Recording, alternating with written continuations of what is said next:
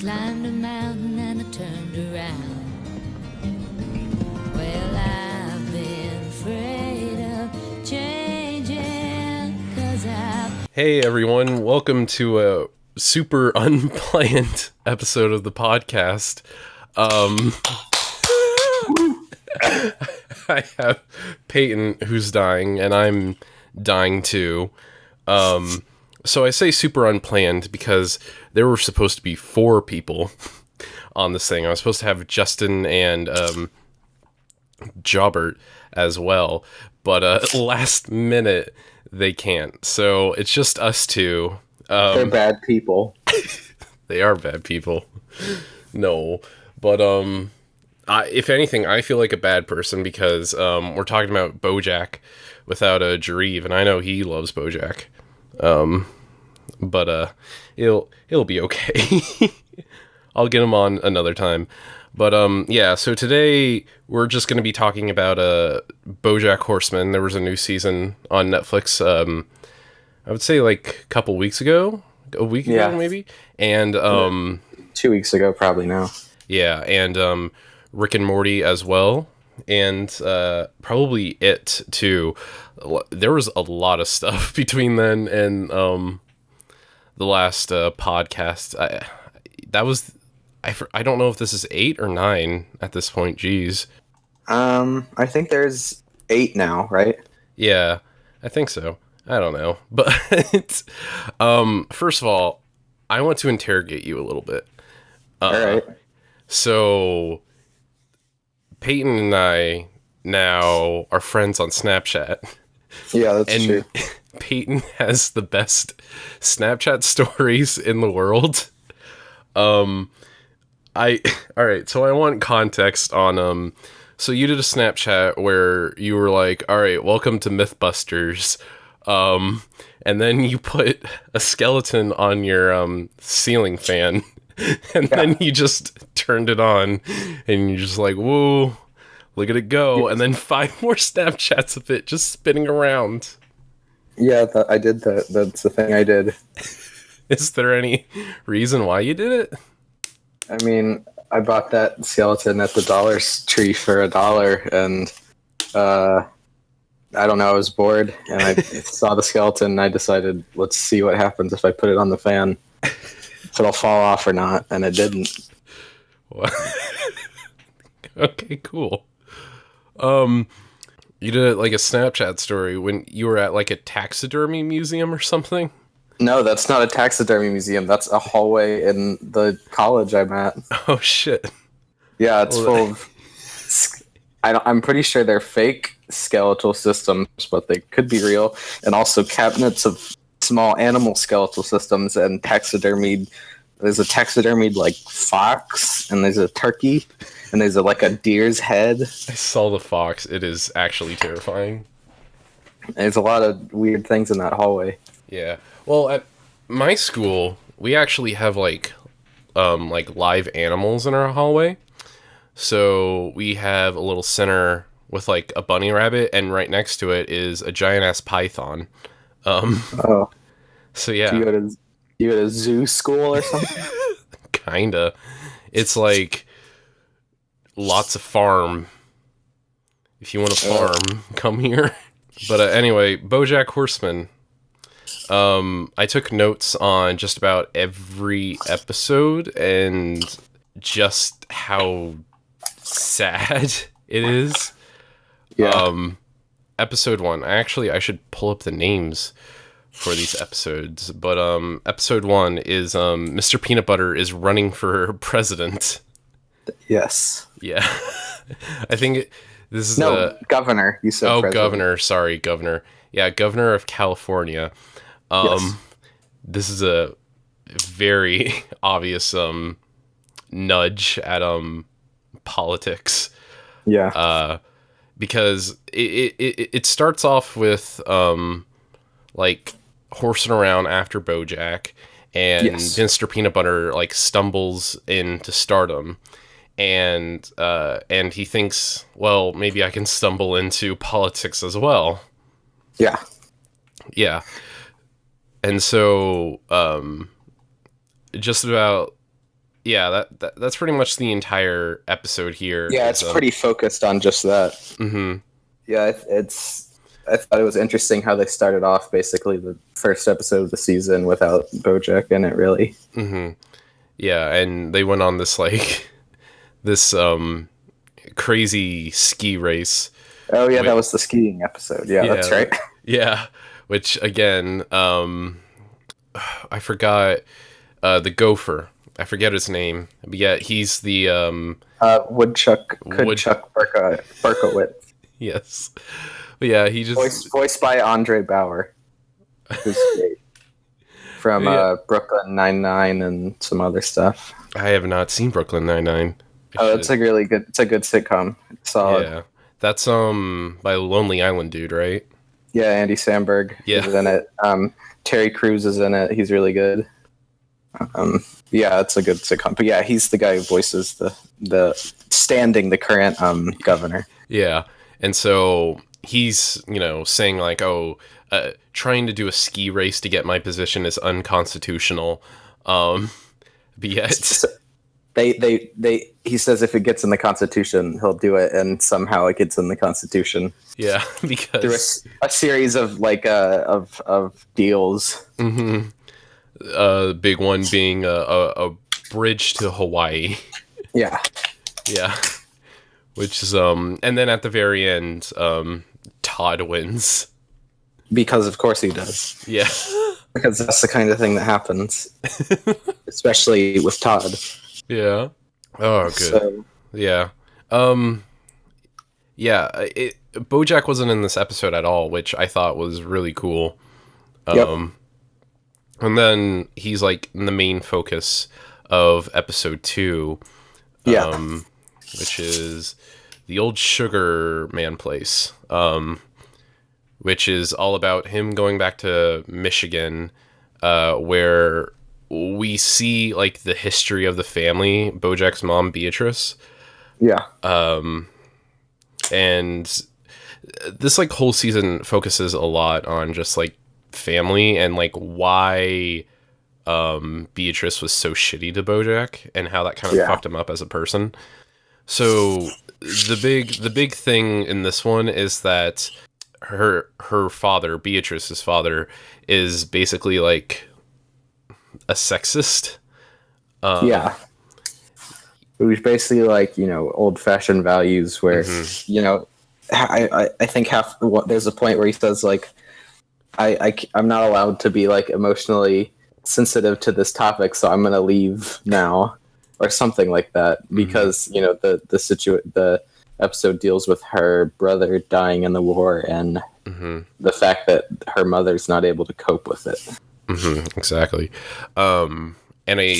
This is the first episode that really gets into this like unique thing the season did, which was like balancing the line between now and in the past. Yeah. Flashback, yeah. Like what? So one of the big lines in this episode is that time never stops. It's the times arrow thing. The times arrow doesn't wait or not stop. It always marches forward. Which, I mean, it's interesting that they introduced that, but at the same time, throughout the whole season, they're going back and examining stuff in the past and how it's had ripple effects on basically everything that's happening. Yeah. And at the same time, Bojack is at the house, and we obviously have the fly neighbor, like, telling him to fix his door. Yeah. And this is, like, a metaphor for, like, hey, fix your house, like, fix your life. Yeah, he's trying to, but then at the same time, he's got his own issues with a lost family member. One of the coolest things was, like, towards the end of the episode when they're doing the duet. Oh yeah. Yeah, which it is a duet because it balances the line between past and present. Where Beatrice is singing one part and he's singing another. Yeah. I thought that was so cool. Well, Beatrice's mom, sorry. And then she breaks down over her son dying in the military. and then like goes crazy and forces Beatrice to like drive in the car on the way home, and they get into a crash. Yeah. Yeah. Which then results in the father getting the mother lobotomy. Oh yeah. Which, holy fuck. Yeah. And then Pretty dark. Yeah. Well, the show is known for getting insanely dark. And like, and then at the very end, when they finally fix the house, Bojack wrecks it all down. Yeah, he just tears it down to kind of, I guess, symbolizing trying to, distance and try to move away from that kind of dysfunctional and, negative past. Mm-hmm. Exactly. Because there's nothing really good associated with anything that's going on there. Mm-hmm. Yeah, that's so fucking crazy. And that's which, I mean, and also it has to be noted that episode takes place over months of time. I think they say around 8 months or something in the show. So it's a large span, and that you get reminded of that when in the next episodes when he goes back to LA, because it's brought up how he's been absent. Yeah, exactly. And this was like a big aspect in the trailer as well. Like, if I can remember, I don't even know if you see Bojack that often in the trailer. I don't think he talks. You might see him, but it's definitely it's not. Yeah. It's focused on the other characters. Mm-hmm, absolutely. And speaking of other characters, that is basically the main. That's the name of this next episode. Hooray, Todd's episode.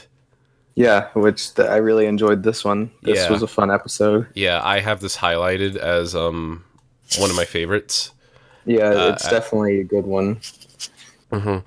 So, like, the big thing here is, like, it's following Todd's, like, adventures, but I think it's really interesting that people are constantly telling Todd to do this thing or make this choice at the same time. And then Todd, at the very end, like, finally makes choices for himself. Yeah, the whole thing's about him actually learning, not just to be everyone else's lackey and doing what other people ask of him, but he actually, makes his own decision and does something that he feels passionately and feels, that he wants to do.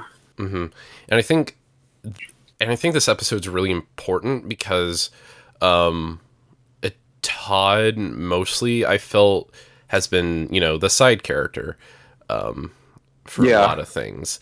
But yet now we finally have a whole episode dedicated to him, like asterisk. I feel like slowly over the 4 seasons of the show now, it's been building where he started out more as just kind of a quirky side character, but they've been building and clear, character traits and his own arcs and his own, his own situations and feelings that he is, coming to understand and stuff like that more. So he's definitely been grown as a character over the course of the show from just being, the wacky kind of comic relief. Mm-hmm, absolutely.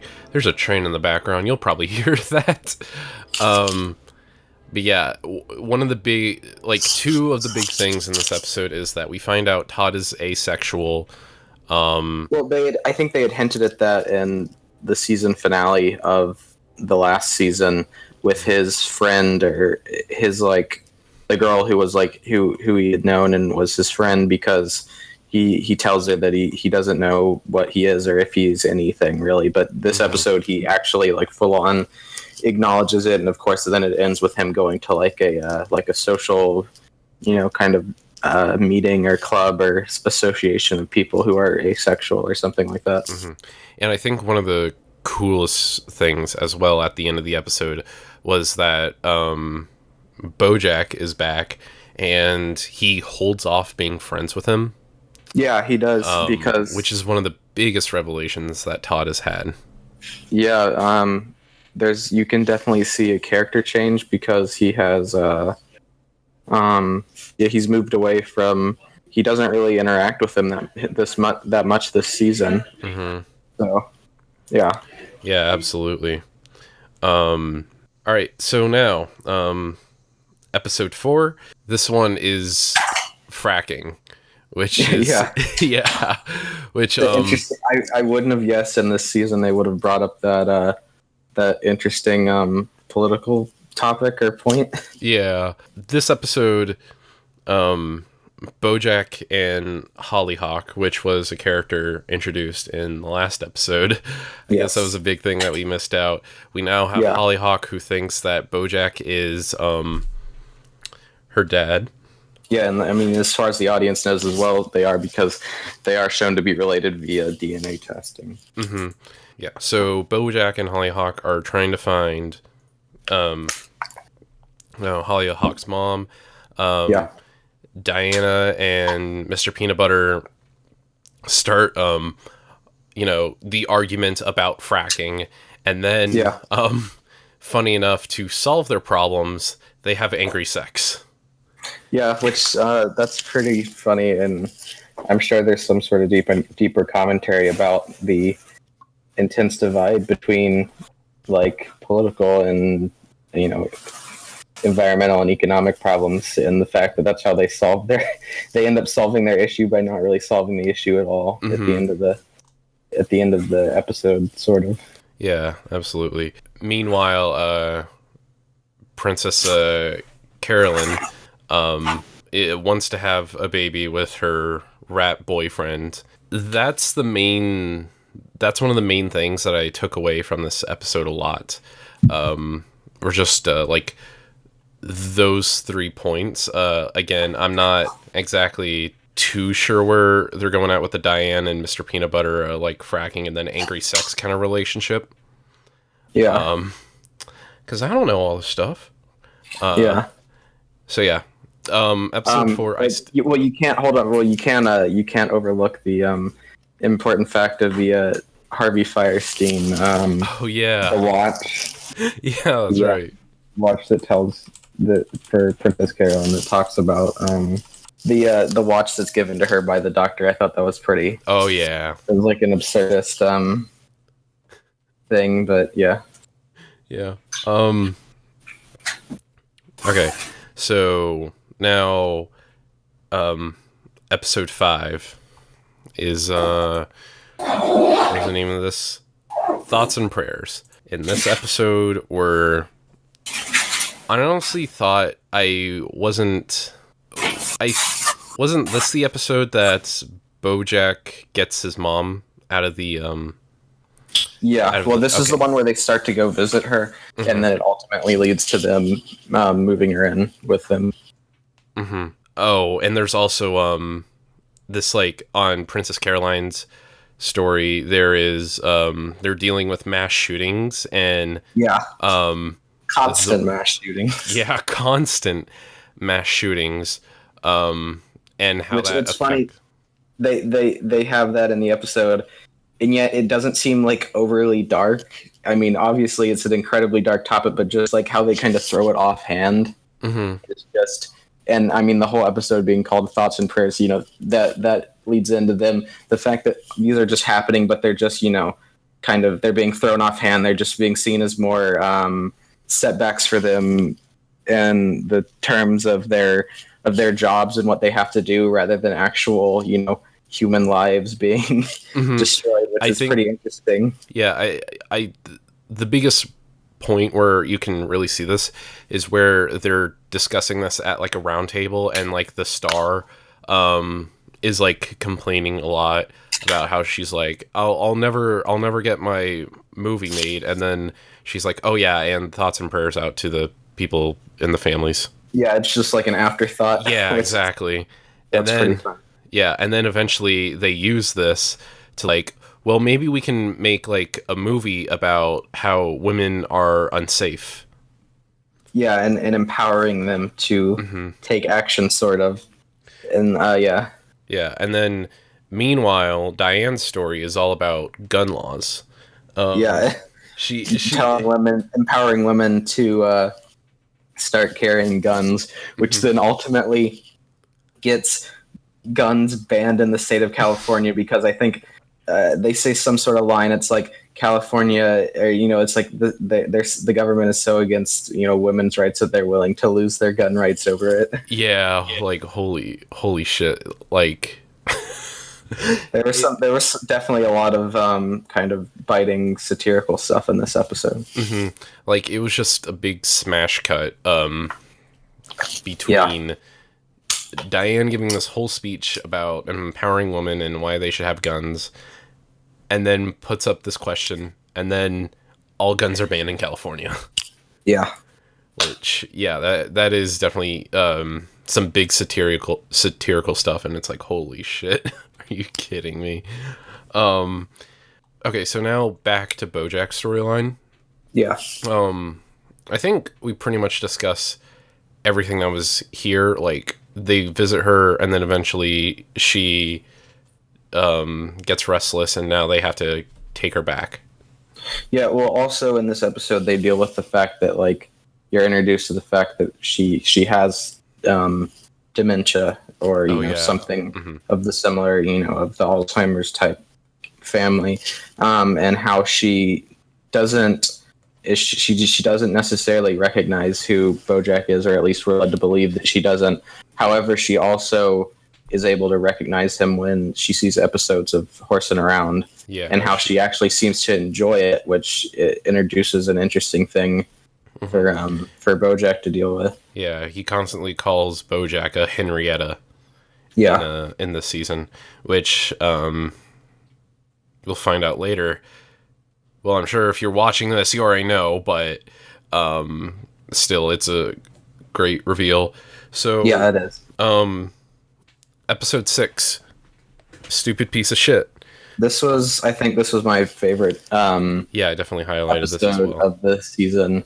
I actually, for like a pre-assignment for my the English class I'm in right now at school, I had to write about like a character, and I actually wrote about Bojack, and I used this episode specifically as a as evidence and as a thing to prove my point of how as a flawed character, Bojack is so enticing and relatable because of moments and because of episodes like this in the show where he's shown where they really delve into his kind of self-loathing and self-hatred, and how it's very relatable and relatable and just understandable. And I thought they really dealt with that in this episode very well, and very interestingly with kind of his little inner monologue, inner thought, subconscious kind of thing.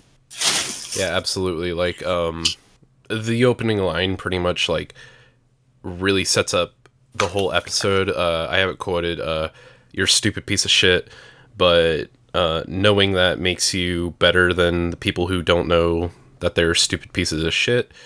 Or is it worse? Breakfast. And so, like, I loved how the episode was definitely cutting a lot between his inner monologue and this, like, really scratchy animation that you see the entire time that really nails home, like, his crippling anxiety. Yeah, I mean, I just know personally for me, I really, connected with the whole inner monologue and everything in this episode. I think they did a really good job of exemplifying, how that kind of voice in your head does speak to a lot of people, and how it does, just kind of commentate on things everyone does. Mm-hmm. And one of the big things that you could see was that Beatrice has this like baby doll that she treats like a good baby. Unlike Bojack, and Bojack is like super like. He's upset about it, which, it's understandable. Mm-hmm. And he throws it over the edge, which again, that's like another metaphor, like going over the edge. Yeah. I also liked how they dealt with his neighbor down basically at the bottom of the hill that his house sits on, and how they've actually addressed that, how for the past 4 seasons at least we've just seen the constant amount of things just thrown over the side of the wall, and how this neighbor is kind of fed up. I can't remember who specifically the neighbor is, but it's funny.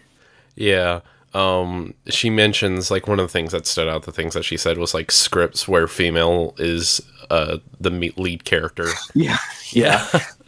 That was a really good joke. But yeah, this episode was definitely a big highlight for me. Isn't my favorite? I'm not too sure. There's like another episode that might be my favorite in the series, but I just knew while watching this episode, I think it's probably the most I've connected with the show while watching it absolutely. at any point. Mm-hmm. Absolutely. So I guess episode 7. I didn't take too many notes on this one, so this is where they have Bojack is absent from this episode because he cannot get in. Wait. No, he's not. He's. Well, he gets in at some point. Oh, does he? Yeah, they're having the party at Mr. P, or a fundraiser. Mm-hmm.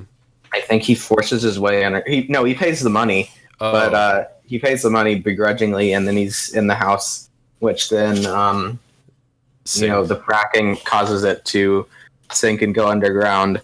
So then the majority of Mr. Peanut Butter and the current governor and all the stars are, kind of fending and trying to decide how to set up a government of sorts, or a way to ration out the food in the main area of the house, while Bojack and Diane kind of have their first on screen for this season. They meet back up and kind of have their own little session and talk separate from the rest of the group of people in the house, while at the same time Princess Carolyn and Todd, who are in the guest house, try and find their way out, and they are the ones who run into the ants. Yeah, they run into an ant society, which there's a point where they just start twerking. Yeah, that was unexpected. Yeah, this episode is definitely a big allegory for like politics and the situation that they just got themselves into with the sinkhole. Yeah. Mm-hmm. They kind of created their own problem by the fracking, is what it basically made them end up underground, is it's self-caused. Mm-hmm. Absolutely. Yeah, this is still a great episode. And eventually they all get pulled out at the end by the ants. This is still a really great episode. Is there anything else you want to say on this one? I don't know. They seem to fit. They seem to be able to fit in a lot of little jabs at celebrities in this episode. Like when they were freaking out, like there was one lady who was like, "I've never thought of anything original in my life. I just steal from other people." Zach Braff constantly, while they're underground, wants to leave and get his parking validated. So he's running around asking to be validated, which is a very funny little jab at little artsy boy Zach Braff and his little movies where he likes to show how smart he is. And then Jessica Biel, basically becoming crazed underground and trying eventually in the end to set all those who disagree with her on fire. Yeah, this episode was definitely taking a lot of jabs at just a big satire on a lot of things about politics, and then Hollywood as well. Yep. But it's always good to kind of throw in a little, like a bottle episode. Mm-hmm. So it was fun, good episode. Yeah. All right, episode 8, Dentist Clowns. Oh, is this where that's introduced? Yeah, so Mr. Peanut Butter drops out of the race, and Princess Carolyn meets Ralph, her boyfriend's family, which was like one of the big things in this episode. And Todd gets clown dentists. he has the idea that that kids don't like the dentist, so how do we make kids like the dentist? Which he comes to the logical conclusion of clowns, because he hates clowns, and every other adult he knows hates clowns, so someone has to like them, so it must be children. So let's make clown dentists. All right, let's train clowns to be dentists and dentists to be clowns, so then kids will have a better time at the dentist. But again, the biggest thing here, I would say, is Princess Carolyn's storyline, where we find out that her boyfriend's family is actually just racist against cats. Yeah, their traditions as mice are very anti-cat and offensive to her. Yeah, even though even though I don't think that they're like very explicit about it, like you can definitely tell from her perspective, like, yes, this is super racist and she's not comfortable about any of this. And eventually, keep going. And eventually, like at the end, Ralph like tells them like, oh, I'm having like a baby with her. Yeah, he sticks up with her because they say like next time bring, someone who won't be offended by our traditions, and he says, well, they're not going to be a next one. This is it. This is her. Yeah, exactly. Which is good. Yeah, no, I mean, I thought it was a good, way for that section of the story to go. Mm-hmm. And this is also the episode where, it's called The Judge, and it has that bit in the beginning of like the booty contest. Yeah, it's what's it? Felicity Huffman's Booty Academy. Yeah, I think this is the name of the fake show that the show that Bojack is. He thinks it's going to be like a Law and Order SVU or something, because it's all it's just he just knows the show is some like thing with a long initial, but and he thinks it's going to be a serious TV drama, but it turns out to be a reality show where he is tasked to judge these girls who are in a booty academy based on, they're not very clear. They say, no, of course we're not judging them by their booty. That would be sexist. But at the same time, it's shown that that's obviously a major factor. And he has to judge them alongside Felicity Huffman, but also Sir Mix-a-Lot, who cannot tell a lie. That's a really great bit there. And him working on the show is what leads up Hollyhock to kind of getting a relationship with the intern played by Hannibal Buress. Oh, that was played by Hannibal? Yeah. This is definitely a really great episode. And it definitely plays a lot. Well, again, it's like another Princess Carolyn episode in episode 9, which I definitely have highlighted as well. So what I find interesting is that this episode is told as a story from like one of her ancestors from the future. Yeah, episode 9. Mm-hmm. Yeah. And it's talking about like Princess Carolyn's like worst day ever. Yeah, because she learns that she's had a miscarriage with the child she was carrying. Mm-hmm. She learns her like family heirloom necklace isn't actually gold. It's just like costume jewelry. She gets fired from a client as the manager, and she breaks up. She finds out. Yeah, she does. She breaks up with the at the end of the episode. She does break up with her boyfriend due to the miscarriage. They have a argument about that. She also learns in this episode that the assistant character prevented a potential merger of the company. Mm-hmm. So she ends up firing him, which that was kind of a big deal because he's been a side character for a while. Her assistant. Yeah, so basically her just dealing with a lot of different problems. Yeah. And another big thing was we found out that she's had her old apartment the entire time. She's been paying for it in case of something like this goes down.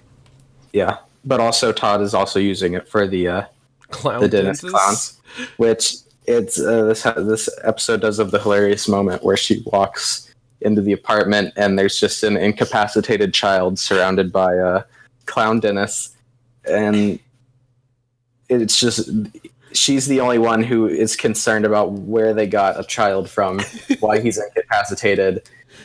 Which Todd kind of brushes off, and then while they're talking, the child starts to wake up, then he's immediately put back under with more drugs. This is one of the best jokes of the entire season.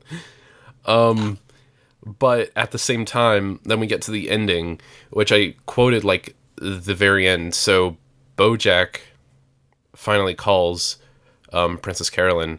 And Bojack talks about, he's had a shitty day, but yet it's like it's not very major things like her day. The reason his day is bad is because the people at the government office or wherever didn't recognize him and instead recognized Diane from her articles, but they didn't know who he was. So that's his criteria for it being a bad day compared to what Princess Carolyn has to have gone through. Yeah, and so at the very last couple lines is like Princess Carolyn's like, whenever I have a really like awful terrible day, I always imagine my like great granddaughter in the future will tell about me in her class and tell like and she hopes that she's like poised, funny, and she tells how everything worked out in the end, but yet Bojack is like, but it's fake. And Princess Carolyn responds, yeah, well, it makes me feel better. Yeah. Which, holy shit. I feel but the thing is, it's not actually fake because that's the whole setup and premise for this episode specifically. Yeah.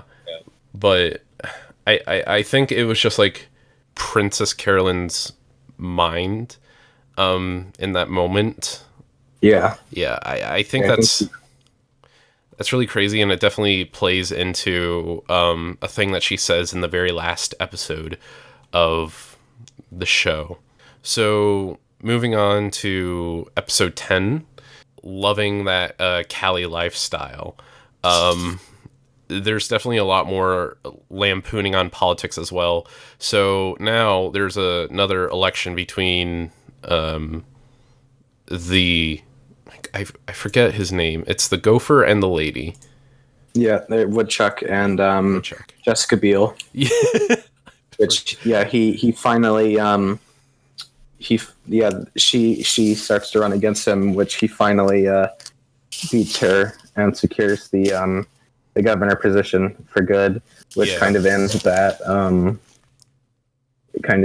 little subplot of this season. Yeah, but I think that I want to point out one thing with the whole lampooning thing. Diane writes an article about how Jessica Biel hates avocados, so now everyone hates Jessica Biel because she doesn't like avocados, and like there's like a dude on the street who's like, who doesn't love avocados? I don't like her. And then Chuck wins. So it basically comes down to that, which is funny. Going back to Bojack and Holly, one of the big things in the very beginning of the episode is that Holly is hospitalized. Yeah, she passes out, and we end up learning that Bojack's mom has been drugging her coffee with some sort of like weight loss dieting powder, which, shady dieting powder, making her basically, anorexic in a way. Yeah, and there was definitely a hint of this earlier in the season where I think it was at like the nursing home where she says like, oh, you're a little chubby, but yet if you lower your intake on like sweets and snacks and whatnot, you could be thin. And so obviously her mind is like, oh, I'll just put this in her coffee and it'll be all good.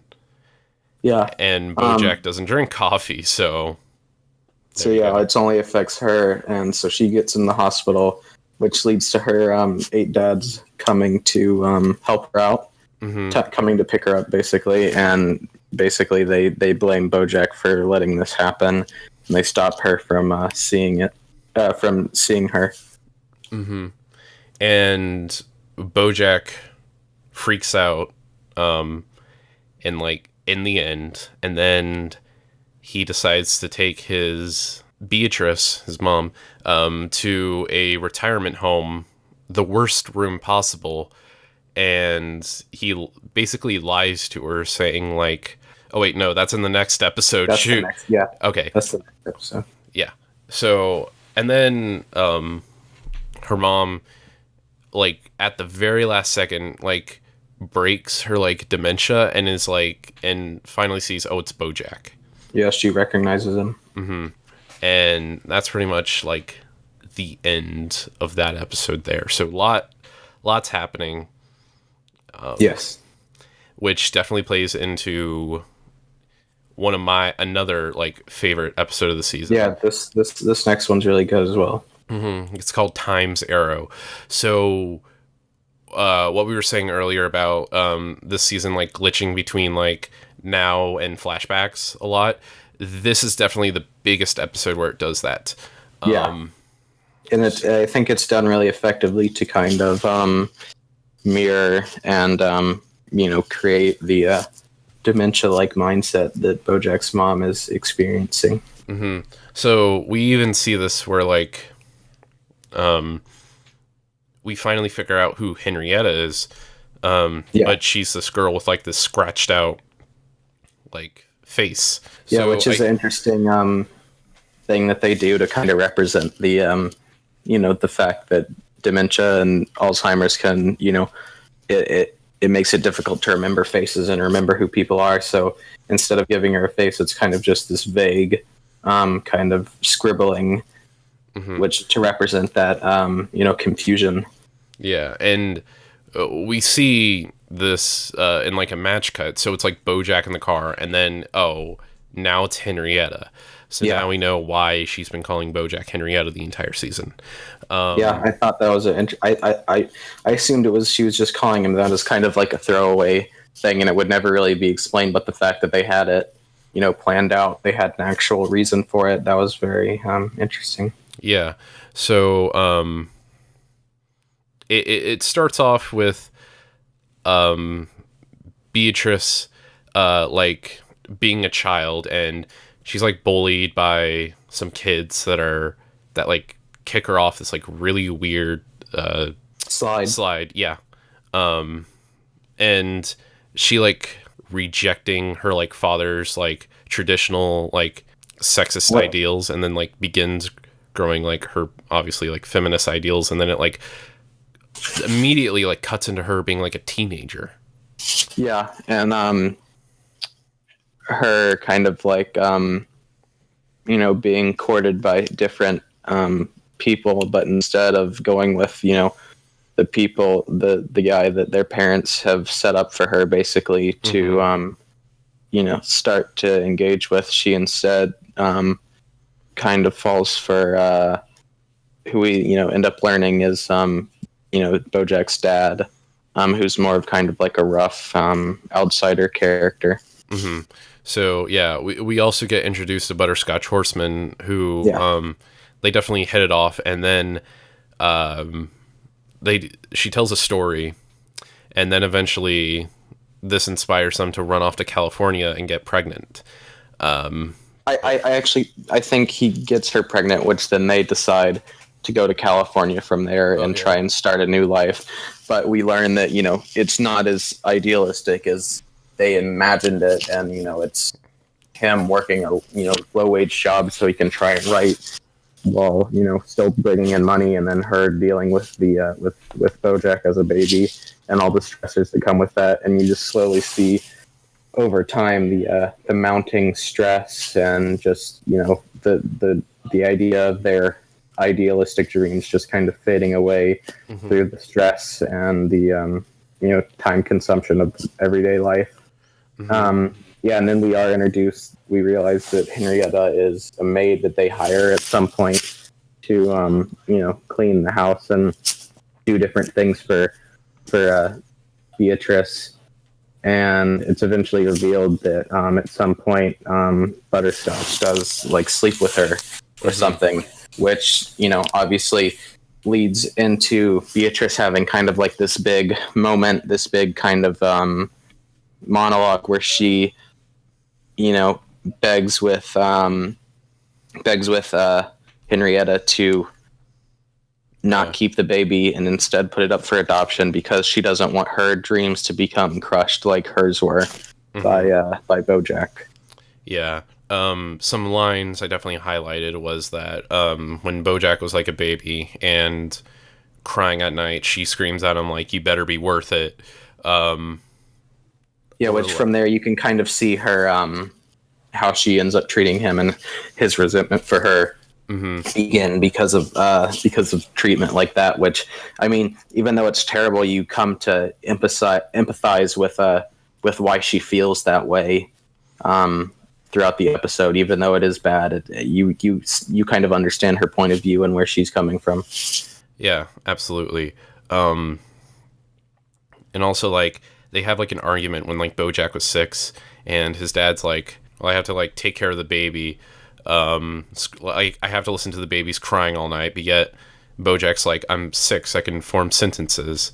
Yeah. And, like, Beatrice is like arguing like, "I have to clean the filthy baby like all night." So it's like, even though he's 6, for some reason they're still treating him like a baby. They don't really humanize him. He's kind of more of just like this The problem. burden. Yeah. Which I think says a lot and, you know, explains a lot about his problems along the line, you know, down the line. Yeah, I remember it was in the earlier seasons. I think it was season 2, especially, like,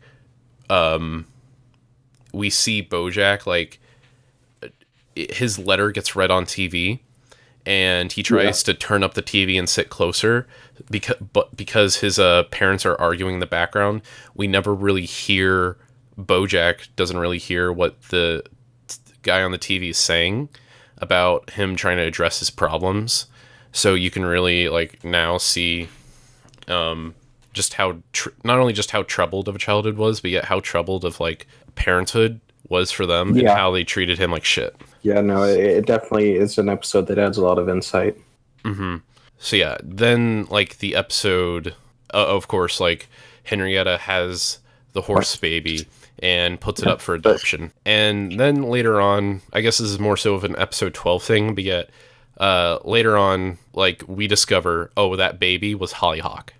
Yeah, the baby that Butterscotch Horseman, Bojack's dad, has with Henrietta the maid is actually, that's Hollyhock. So it's revealed that she's not actually Bojack's child, but rather more of, you know, like a stepsister or a sister in a way. Absolutely. That's why, like, the DNA still matched.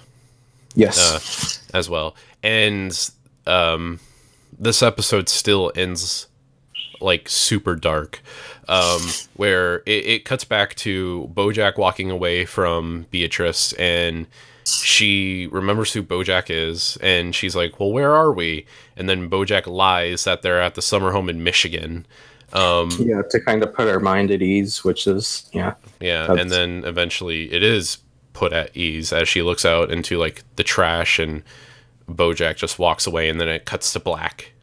Yeah. Which is, oh my god.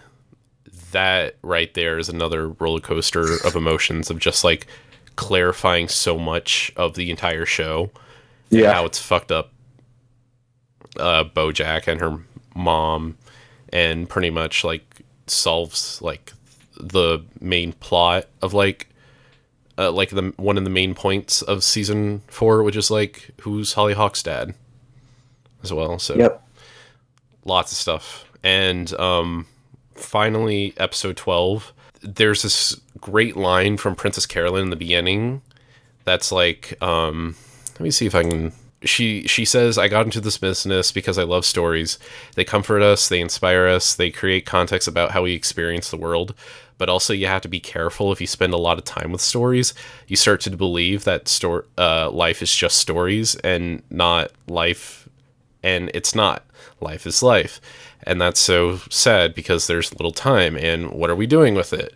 But yet, this is like the pitch she has for the show that she's pitching. Yeah, the show that she's pitching.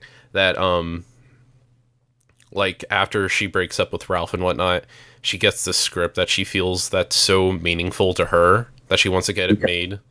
Because the name of the script is the name of that she was going to name the child. Oh yeah, absolutely. Like I said, the big reveal of this is like Bojack finds out Hollyhock is stepsister, and he is able to he's not able to tell her himself, but he gets the information to her dads, who agree to give her that information. And the episode ends with her calling and talking to him and saying that she's on her way to actually meet Henrietta, her real mother, who she's been searching for this whole time. And Bojack says, well, something along the lines of, well, I hope you have a good life because you obviously have enough dads. You don't need me anymore. But she says, yeah, but I've never had a brother before. So that sets up, if they are to do another season, that dynamic, which is introduced now. Absolutely. This whole season, again, another incredible season about Bojack Horseman, but this one is definitely about about love a lot. It's dealing with familial relationships and dealing with love and how past affects people in the present, and how they're more kind of there's a larger dynamic, and there's more sides to people than others realize. Absolutely. And I think at the very end, it's just like, for the first time, it was just Bojack was enough for love. Like, it was just... This season actually ends on kind of a more positive note than others have. Because, remind me, season 3 ended with, like... Season 3 ends with... her dying. I forget. I'm trying to look. Sarah Lynn. Is that when she dies, or right before that episode or something? I think it was right before that, and then the next episode he like runs away. Okay, yeah, it is. It's that happens in episode 11, and then episode 12 happens. Yeah, and that's how season 3 ends. So yeah, that's pretty dark. Season 2 ends with the whole thing with his like friend's daughter. Isn't that the episode? Oh yeah, it was like he escaped. Was at the beginning? No, it was like he escapes from LA, and then it's like his ex dear girlfriend. Yeah, and then he has like an actual like sexual encounter with her daughter, and then he decides to go back to LA. After that, so. Yeah, a lot of leaving and coming back is a thing that you see a lot in Bojack, but it definitely, this one ends with like some kind of conclusion to a lot of people, especially Bojack here. Yeah, they do leave it. I mean, they could go on from here, but at the same time, they do wrap up a lot of stuff, or at least they leave it ambiguous, but ambiguous enough where you could infer your own answers and your own ideas of how things would go from there. So the real question is, do you think they're going to do another season? So yeah, Bojack Horseman season 4 is good. Gets a big clap from me. Good stuff. It's good. So yeah. I guess the other thing, just kind of want to talk about, I still plan on making like a big analysis video for like Rick and Morty at the end, like a season in review. Kind of like that. But I just kind of want to talk about, like, just kind of quickly gloss over like these 2 most recent episodes. Because I was freaking out over Twitter from episode 7. Episode 7 was great. Which I honestly think might be the best one in the entire show. If not the best, it's definitely one of the best. Absolutely. So, I guess Rick and Morty spoilers for you. But, Yeah. so this episode is all about, it's sort of like a side episode where, our main Rick and Morty are like, oh, what's going on in the Citadel? And then they're just like, who cares? But then it's actually an episode about the Citadel. And we get introduced to like 4, I think, different storylines. We have, Yeah, I think about 4. Yeah. yeah, we have Morty running for president, which, again, lots of political allegories here. Yeah. Which is definitely a thing that you see in a lot in media recently. And then you have factory worker Rick, and then you have the grizzled Morty policeman with like the more cautious kind of Rick character, and then eventually, and then we have like the Stand By Me Morty parody. Yeah, that was funny. Yeah, so there's like a lot of it to like deconstruct here. So like, obviously the big reveal at the end of the episode is that evil Morty. He's the one who runs and becomes the new leader of the Citadel. Which I just want to like praise them for like the music choice that they made. It's the same song from season 1.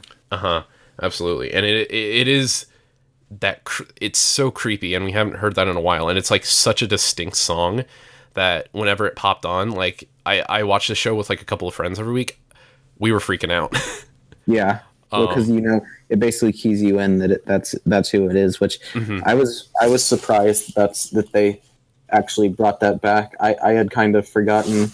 I didn't know if they actually were going to bring it back or not, and so I was surprised that they brought it back in that episode. Absolutely. So like, so we get a lot of themes of like racism with the grizzled Morty police line storyline, where it's obviously inferred like that Mortys are basically minorities in this world. Yeah. And Ricks are always smarter than Mortys. We even see kind of this like racism come from like the grizzled Morty, where he like just shoots a regular Morty out in public for no reason. He's got kind of little regard for the Mortys at that point. He's just trying to like do his job and avoid, kind of all of the difficult aspects. So he doesn't really treat them like real people or anything. He sees them as lower. Which, I mean, and I think it's really funny. At one point, he walks up to a group of them, and he's kind of almost doing like a mocking impression of how Morty talks. Saying "oh geez" a lot, kind of to talk on their level, which I thought that was pretty funny. Absolutely. Like, also we have the lines where he destroys the entire like building with like the bad Mortys in it, and like the line that he says is like, oh, it's just Mortys being Mortys. Yeah. Which is definitely getting at a lot of like racism in like police force. Which I feel like I kind of want like someone who's like really smart in this kind of area to like give an analysis of this kind of thing and give like their perspective on this thing, because I feel like I don't know enough about the topic to really know how deep. Yeah, I mean, like same. I can appreciate what it did, but to really understand the intricacies of the commentary and allegory of what's supposed to represent what, I'm not really qualified in any way to yeah, exactly, say anything on it. Now with like the Simple Rick's like factory machine storyline, I think that's obviously like a take on like capitalism. Yeah. Where like obviously lower class Rick tries to be in the higher ups, and they like eventually trick him. They exploit him, yeah. Which I mean, basically they're just commentating on how the lower classes are exploited for the benefit of the masses. Absolutely. The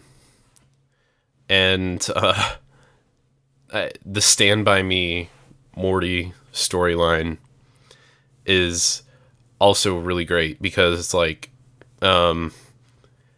it's like the slick kind of Morty like sacrifices himself into the thing, which eventually just becomes a trash chute.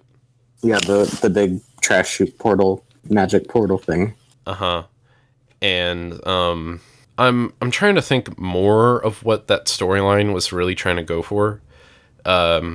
Besides that, I feel like it's been a while since I've seen Stand By Me, so I feel like I should give that another shot and be like, what is that saying compared to what Rick and Morty is saying about it? And maybe that'll clear up some things more. But obviously the biggest storyline out of all this is like the evil Morty one. Where again, this is like, that's definitely like the center point. Yeah, where it's definitely a lampoon on like politics and how candidates will use like anger, fear, and like frustration to gain power. And like it showed a lot that like all these other people running were like, they were describing it as like, oh, they're just Ricks compared to the Morty running, which I definitely think, well, it's an obvious like take at like Trump's campaign. Yeah. I agree with that. Where it's like, oh, this will be different.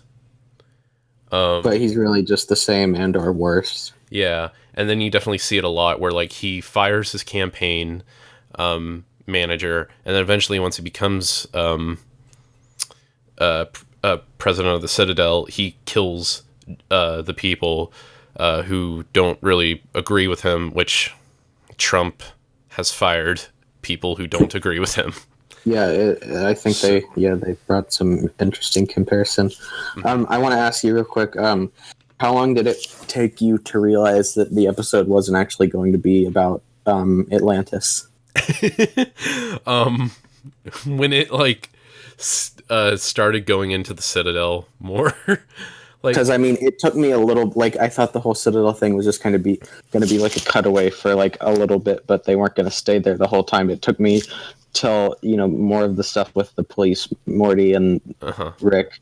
I think they actually really started talking and really started getting into like you realize that they're actually going to stick with this. This is the whole episode. It's not just a cutaway, thing. Or this is the episode. They're not going to actually do any of the Atlantis stuff.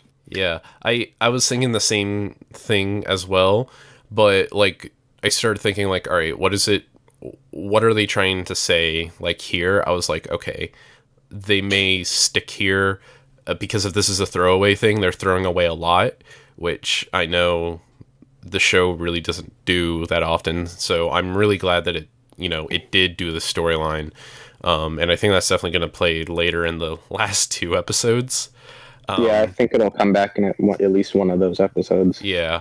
I just hope it doesn't do this thing that the show seems to do, which is like give you little hints of these things, and then it just doesn't really come back for a while. Because people were still questioning, like, when's Evil Morty coming back? When's he coming back? And there's still that thing at the very, like, I think this happened in the very first episode of the season, or the season finale. I don't. Where it's like the first. It's the first episode of this season. The special one that aired before all the rest. Mm-hmm, it did have the bird person at the end. Yeah, I had forgotten about that. So yeah, I had forgotten about that. So yeah, they do kind of need to bring that back at some point. So yeah. Regardless, I'm still excited for whatever happens in these last two episodes, and I guess now, like, episode 8, Morty's Mind Blowers, this was like a super fun one, because it basically like stabbed at Interdimensional Cable 3, which I remembered when Interdimensional Cable 2 came out. some fans were kind of like, I really wasn't feeling that one, and Dan Harmon went on this like drunk Twitter rant about it for a while. What did he say about people not? I forgot. I forgot what it was. I'm sure you can find it somewhere, but I think it even actually had to do with somewhat with like YMS, where he mentioned that he really didn't feel that Jerry's storyline was all that great, but then I guess there was like some drama between like, oh, who wrote the episode. I completely forgot, and I feel bad that I'm like that I don't remember all the details before this. Honestly, I could care less about any of the drama surrounding episodes. I personally like that episode. Obviously, it's not the greatest episode of the show, but it still has moments that made me laugh and I enjoyed. So I'm not gonna give it crap for that. Yeah, absolutely. So I thought it did what it was setting out to do, which it knew kind of in a self-aware way. It was kind of just a dumb episode, for them just to have fun. Yeah, and I definitely do think that this one was really great because it basically like stabbed at the very beginning, like, all right, and we're gonna do this instead of Interdimensional Cable 3. Yeah. And but at the same time, it's not just some self-aware thing like that, but then they don't actually put an effort, just like Interdimensional Cable 2, where they're very aware of, the fact that they're kind of redoing something. At the same time, they're able to do new stuff with it. With this one, even though they recognize that they're doing this instead of that, they still actually, they're able to fit in some new ideas and some funny jokes and some interesting things.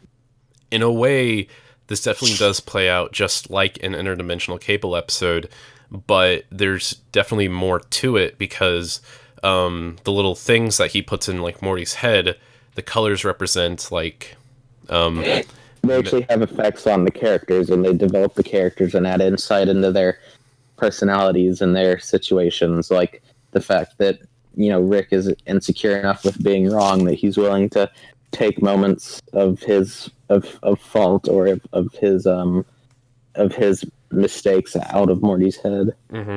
So he still thinks like higher of like, so Morty still thinks that he's infallible in a way that he can do no wrong. He's always the one on the right, which is an interesting dynamic.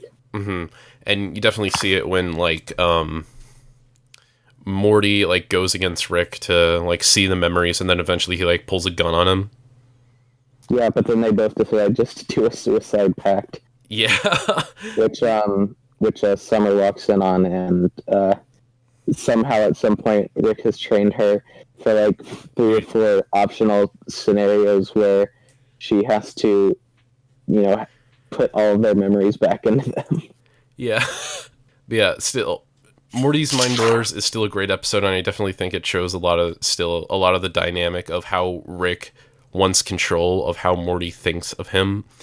And throughout this entire season, it's definitely getting at this thing of like Morty is seeing Rick as this different person. I think you can definitely tell that Morty's becoming more independent. He's growing as a character and becoming more independent, while at the same time seeing more flaws in Rick and being more sure of himself in comparison. Absolutely. And I really hope, like these last 2 episodes really like kind of bring that story together at the end. So, yeah. I think they will, because this season's been pretty good so far about having character progression and stuff like that. Absolutely. Or it's just a dumb joke, as Reddit always tells me. Yeah, Reddit. According to Reddit, because some people are annoying fanboys, therefore the entire show you're not allowed to think about it. Nope. Oh my god. It's not allowed. Yeah. Oh, I guess to answer one question that I've seen on the comments of my Rick and Morty stuff. So people are asking how I find the uncensored version of the episodes. The dark web. There you go. You gotta trade 90 bitcoins for an episode. There you go. What's the going current how many pairs of jeans can you get for a Bitcoin right now? What's the current trade out? How much is a Bitcoin? $3,606. All right. How much is like the average pair of jeans? A pair of jeans is shopping. The first one I see, it said this one, women's LL Bean performance stretch. Well, those are stretch. I don't need stretch jeans. Let me just look up jeans. Jeans. What is the average price of jeans? I see a. Okay, I'm gonna look up. It looks around, let's say $35. Okay, that sounds about right. You can buy 103 pair of jeans. So 1 Bitcoin equals 103 pair of jeans. So if that tells you anything, that's how you get an uncensored episode. There you go. And leave it at that. Yep. So let's see. What else is there to talk about? Do you actually want to say how you get the uncensored episode, or? Well, we already talked about it. Okay. Do you want to talk about it real quick? I don't know. Do you want to talk? We've been going for a while. I don't know. Yeah, I've been. That at the end. Nah, let's not talk. People have seen it. I just have one question for you. Is spooky clowns? You can watch Nick's. You can just watch Nix's video about it. Just go watch that. Yeah, we don't need to say anything. It's a good movie. Yeah. Go watch it.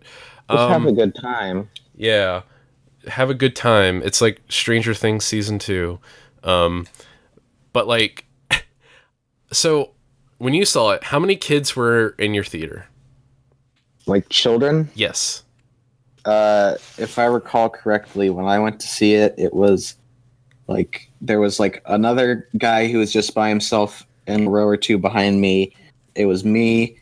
I think there was a couple. And then on like the front row, or not the front row, but like the middle walking area where they have like the handicap seats, there was like 3 older people and then maybe one other couple. So I don't remember there being any kids. I was probably the youngest person in there. Okay, because I saw it.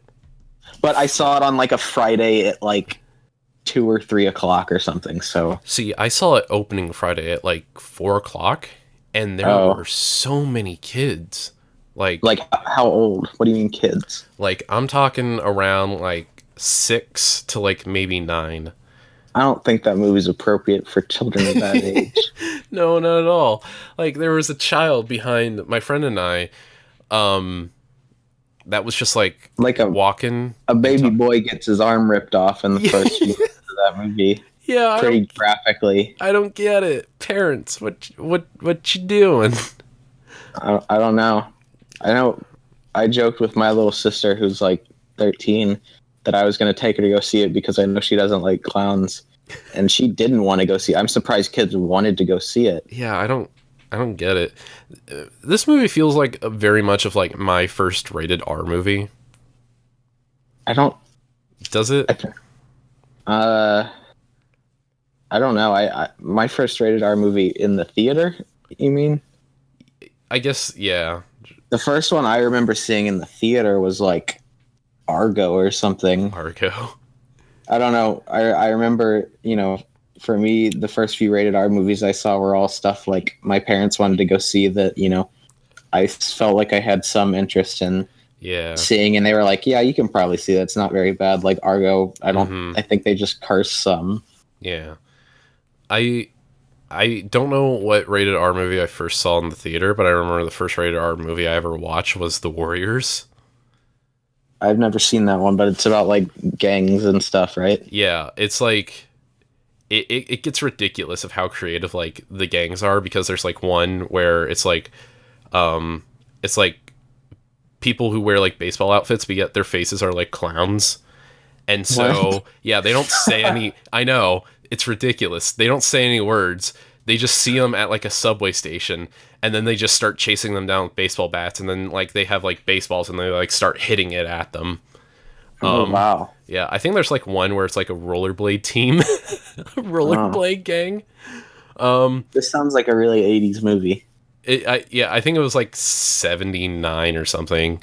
Oh, okay. But still, one of the famous lines from the movie was like, it's like the opposing gang that looks like a normal gang, but yet like the dude in it is the main dude is like really crazy, and he like takes these beer bottles and he puts them over his like all 5 of them on his hand, and he starts clinking them together, and he's like,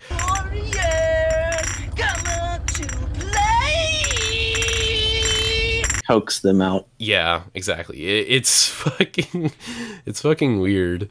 Do they but give I you a love- spook as a baby boy? No, I don't think so, but it was just, if anything, it was just like cool, you know? Okay. It was just like, man, I'm watching a rated R movie. And then eventually when that part came on, we were like all laughing at him. Oh, okay. Yeah. So that seems about it. There's a new Wes Anderson trailer. Oh yeah, I watched that. Yeah. I'm excited for that. Isle of Dogs. Yeah, I'm sure it'll be great. Yeah. So yeah, that's about it for this podcast. So yeah, thank you for coming on and talking about Bojack. Yeah, I'm for a glad I could do it. Yeah. Yeah. Again, we were supposed to have 4, but I'll make I'll make up for it in some way. All right. Well, thank you everyone. Bye-bye. Bye.